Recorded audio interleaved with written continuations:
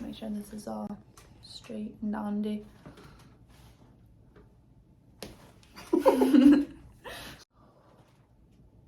Mock.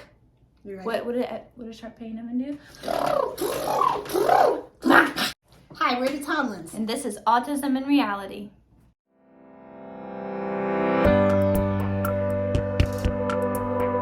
Hi, so today we're going to talk about this segment on our channel called Abled, Not Disabled, and how that sort of came into play many years ago, Ellison, when you were even just a child. Like, I can think back of stories maybe at the age of 3 where you just decided that Coy was going to do everything with you, go along with you on every field trip, whatever it was. Coy was going to go with you. But one situation that you guys brought up in the sibling sit down was teaching Coy how to ride the bike. Yeah. And so I wanted to talk about how that originally started. Which I got some of my facts wrong about it. Granted, I was younger, so I couldn't remember all of that, but you had reminded me of how it actually went down. Right. Yeah. So it started, and I know you're going to remember this, and I think I talked about this in his birth story video that we did, that we were at Peakland Pool. Yes. And Coy was 10. Yes. And I kept him in full water wings, and I wouldn't let him out of my sight. Yes. And you and your That's friends, changed. and you and your friends were jumping in the pool nonstop, and I wouldn't let him do anything because I didn't think he knew how to swim, or if he was going to drown if he jumped in, and it didn't matter how many lifeguards were on duty. And so we had this one lifeguard who was really, really fond of Coy, and he had approached me and said, Mrs. Tomlin, I think Coy can swim. I want you to let me go in the middle end with Coy. And I told him that he was crazy. He wasn't to touch my son, and we were probably going to walk away from our membership and never come back because he suggested it. But he was really adamant about, I've been watching him. He's got all the movements. I think, Mrs. Tomlin, that the reason he's not swimming is because you won't let him swim.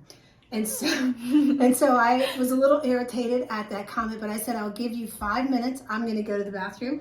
I'm going to get a snack, and you have 5 minutes when I leave to go ahead and do what you're going to do. And so I know you remember this. So I was standing in the snack shack area, and I could hear a lot of cheering, a lot of clapping for Coy, and I decided I wasn't going to turn around just yet because if I didn't like what I saw, I was not going to let him do it. And so I made my way back over to my chair. I just got goosebumps, like, remembering the story. Because Coy was not in the middle end. Coy was jumping off the diving board. Butt Buster! And see, I got goosebumps too. Like, they're right there. Like, so I remember my breath, like gasping for air. Like, what in the world are these idiots doing? Like, he didn't have on water wings or anything. But he was so excited to show me. And he creeped to the end of the diving board. And he was like, Mama, Mama. And I mean, I was like, okay, let me see you do it. And there was a lot of, you were there, all the friends were there. There were 6 or 7 lifeguards. And, he jumped in and he doggy paddled all the way over to the stairs. And he got out and he was so excited. He ran all the way around the pool to tell me. And then again. Yeah. And, I think I started to cry. And I probably could start to cry right now thinking about it. Because the reason why Coy was 10 years old wearing water wings was not because he couldn't do it. It was because I disabled him. Yeah. And I did that a lot. Yes. With everything. And I think partly because I was so afraid that he would get hurt and we'd have to go to the emergency room or a doctor's visit, or there'd be a broken bone, which is another video. Yes, which is another one. But I think, like, your fear, there's a reason for that fear. Going to the doctors is over sensory overload for Coy. So there was many times. So I feel like there was a reason why you were always like, no, let's not push it this far. You're still like that to this day. When Tyler and Quade get to roughhousing with Coy, she's very much is there any blood? She does this a lot when we both do it. Is there any blood? Is there any blood? So on this day, I think I literally sat back down in the chair and I just questioned everything up to that point. If he can jump off a diving board and learn to swim in 5 minutes or less, what else is he capable of doing? Like, what have I kept him from doing? Right. Well, you were so excited, and your group of friends were so excited. On a side note, so from our sibling video, Quade had mentioned it's crazy how God worked and how all of our significant others knew Coy at some point in life. Yes, Tyler was part of that group. Tyler and I did not meet until Tyler was 16 and I was 14. But Tyler remembers that day because he was a member at that pool. Yes, he was there. So we got home. So we were so excited. And I believe Daddy was on the road. Daddy wasn't around. and you were so excited to call Daddy and tell Daddy, and I just could see like the wheels turning in your head. And Coy had a bike, but he had a bike with training wheels, yes. And he had wrist guard, elbow guard, knee guards, helmet, shoulder pads, whatever I could put on him to keep on everything. A seatbelt. He was fully padded. And so I remember you got a screwdriver and you were taking off the training wheels. And I'm sure I was, you were like, he could ride a bike. He just showed you that he could jump off a diving board and swim. And you're like, Mama, you got to let go. You got to let him do some things. And I remember you saying that to me. Yeah. And so we did. We took the training wheels off and tell him the rest of the story. I mean, he rode that bike. He rode around our driveway, which is hard concrete. Like 5 minutes. Yeah, down the hill. We live on top of a hill, and riding down the hill. You let him ride down the hill? No, I know. I was like, how did I get out of this one? So, I mean, definitely at a young age, I felt like if I could do it, my older brother should be able to do it. And my older brother should be able to do it a lot better than I. And I mean, that was my goal for Coy, was whatever I could do, he should do better. And I feel like I have carried that since. So Coy I was about 7, 8 years old when we first started Coy on the bike. So since that age, I've just everything. Coy's going to do this, Coy's going to do this, Coy's going to do this. And if he can't, it's not because of autism. Right. It's going to be, you just can't do it, buddy. Right. So. Right. So, and that was probably a turning point for me too, is to see again, those were 2 childhood things that I was keeping him from. I was disabling Coy. Coy was able all the time to do that, but I was disabling him out of my own fear. And so it took you to come along and just say, like the lifeguards, like, I know he can do it. He can do it, Mom. Don't take that away from him. Let him have that fun. And I mean, it went from, the bike riding to and the swimming. I mean, we took the water wings off, so that was good. He didn't have to run around the pool with water wings at the age of 10. And just several other stories that I have along the way of your involvement with, and I like what you just said. You said if you could do it, then you knew, him being 3 years older, he should be able to do it too. And you expected that. And where I was afraid of things, you expected that. You wanted to see him do those things. Still to this day, there are things. Our Coy's biggest thing right now is fishing. Right. And going out on the boat. It's a big lake. The big lake on the boat with deep lake. Deep lake. With Tyler. So I'm watching your face right now. Just like her life just like gone. So even now in Coy's adulthood, there are still things that I feel like I, as his younger sister, am still pushing him towards, that he's more than capable of doing. Going out on the boat, going fishing. You should see him fish. I mean, it's amazing to see him.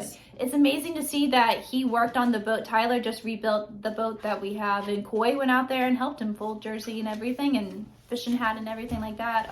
It's actually one of our abled, not disabled segments. I think that's the first one we did. And the fact that he's holding a drill and doing so many of the sensory things. And he knows what to do with those things. I think that even as Quaid has grown up, Quaid has very much stepped into that role of, well, if I'm going to go to baseball, you're going to go to baseball, and these are the things that you're going to do. Right. This is what is expected. These are the rules, and a lot of times I've had to stay behind the scenes. Yes, a lot of times she stayed behind the scenes because she doesn't want to see what's actually going on.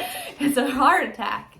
But my favorite thing, and it's actually something that we've done for so long now, I can't even remember how long we've been doing it, since Dad's been at LCA, or even the coming in and pitching. Coy, we all know Coy has autism, and with autism there are some physical things that autism does prohibit kids or adults to do, balance and stuff like that.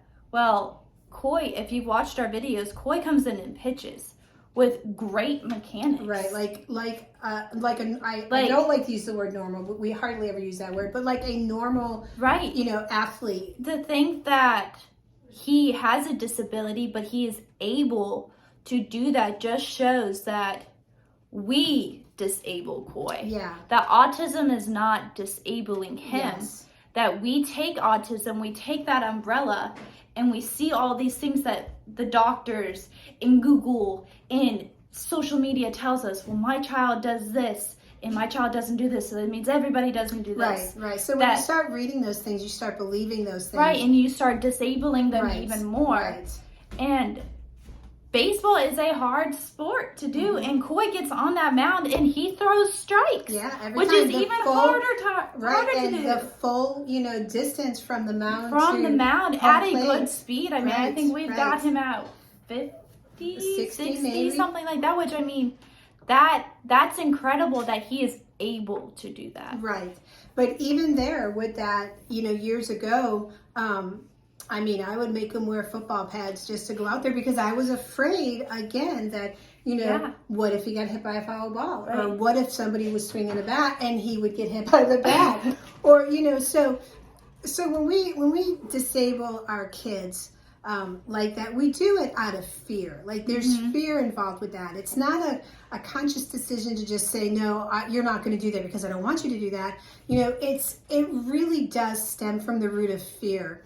And if you've watched our videos, you know that we struggled hard the first 10, 15 years with the medical issues and getting him to go to the doctor. And, things like that don't come easy to Coy. So it's not as easy as if, okay, I have to go get my teeth cleaned. I'm just going to go to the dentist and they're going to clean my teeth. He's got to be sedated for stuff like that.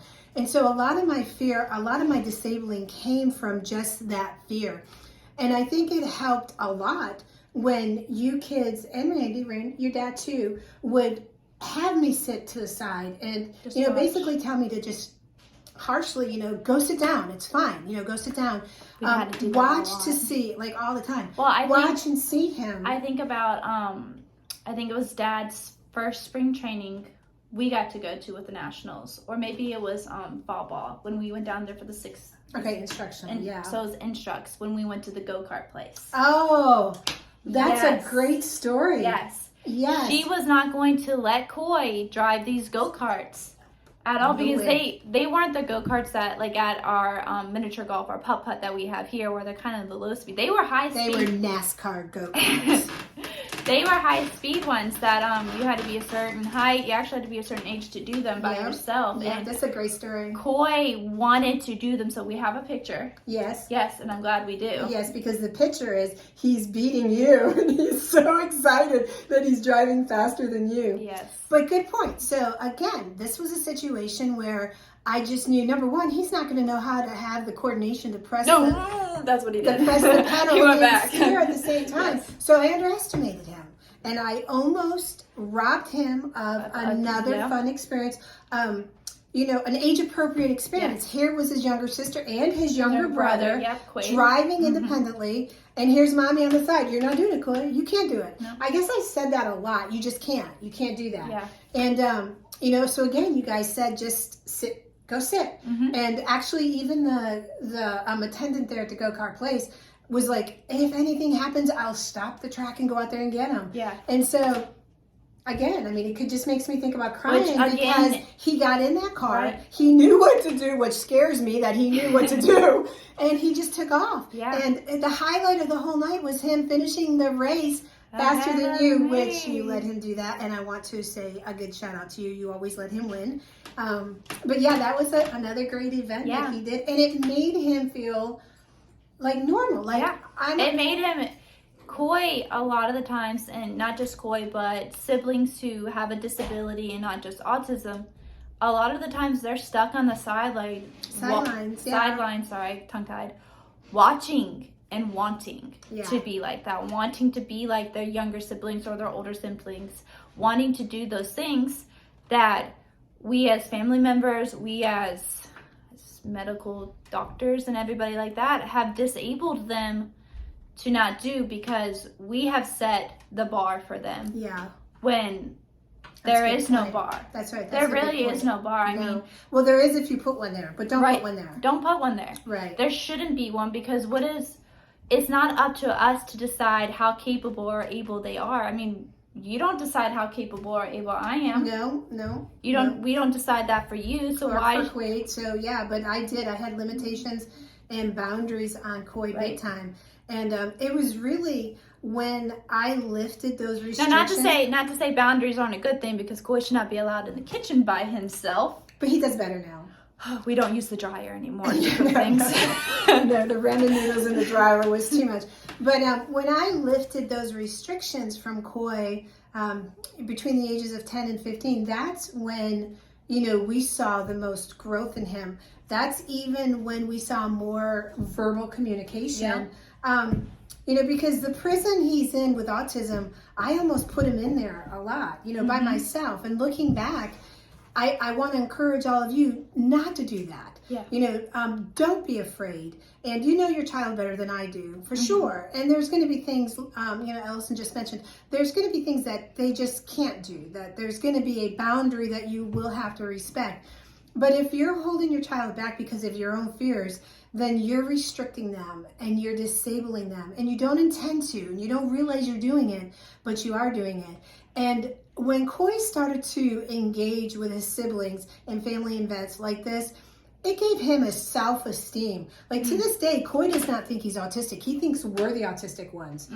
When he's out there on the baseball field with Quaid, he's convinced he's way better than Quaid. Oh, yes. He's the older brother. He is way better than Quaid. Yes. And with a typical sibling rivalry situation, the older brother would say that I'm way better than you.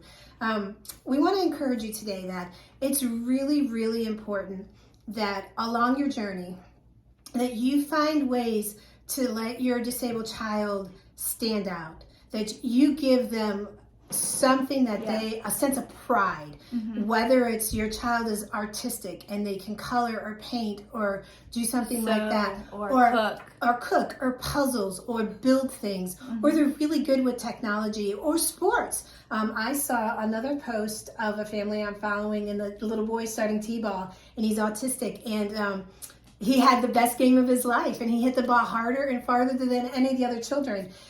Don't hold your child back. Unleash them. They have unlimited potential. Very much so. They will do things that'll make you stand with your jaw open wide in awe. You will cry a lot thinking of the things you didn't allow because of your own fears. And I just want to encourage you to let go and to let them be brave, to teach bravery, to teach courage. When you teach those things, some of the social interactions that you experience that are frustrating, they almost go away. Well, I think also, don't allow your fear to hold back somebody else's involvement too. I think a lot of the time, I was guilty of that too. Yeah, I still feel, am to this day. Yeah, I feel like, especially now with Koi, we have such a big community here in Lynchburg and in this area, and with baseball, that we have built that trust and we have built that communication with them, and they understand Koi and kind of everything that goes on with him, that he's able to go out, and we just did another video with a friend. I didn't even know he was doing that until I got a text message. Right, because if they had texted me ahead of time, I probably would have said, no, that's not a good idea. And it's just, Corey knows that now. Don't tell Mom. No, don't tell Mom. But don't be afraid to allow other people that you trust and family members to get involved in their lives, because they have a different perspective on your child. They have a different perspective on their abilities than you do. So I think that is what has made Koi so successful, because as a family we have come at this with all different perspectives. Quaid has a different perspective than I do, and we have gotten your perspective to be less fearful. Right. So if you think about a puzzle, and they like to use the puzzle piece for autism, like everyone in our family truly is a significant piece of the puzzle that creates the beautiful picture of the Tomlin family and of Koi Boy's life. Each piece of that puzzle is represented but needed to complete that for him. Yeah. And even in our community, like we do have people that can call me up and say, hey, I think of Zach and I think of Josh. Well, I think of Diane. And Diane, we want to take Koi to get a burger. Is that okay? And, these are people that I know will understand him and meet his needs. But in doing so, it gives Koi a sense of involvement. Like that goes with Koi's friends. Koi gets to go do that. Right, because he sees you come and go. He sees Quaid come and go. I have friends, I come and go. We've tried to create as much normality for him as possible. And we've sort of adopted a little thing that we cannot control how fair the world is going to be to Koi at all, but we can control how much happiness his life can have. And so in order for him to have happiness and to grow and to do these things, I've got to let him. And that's what I want to encourage you to do too, is to just let them be the person that God created them to be. And you're going to be surprised. Yeah. I mean, you're going to be surprised. You're going to be doing butt busters off the diving board. Yeah, butt busters. He's talking to his friend. Yes, he's in the other room. He's sharing for himself, going, "You go, Koi boy. You go, Coach Koi."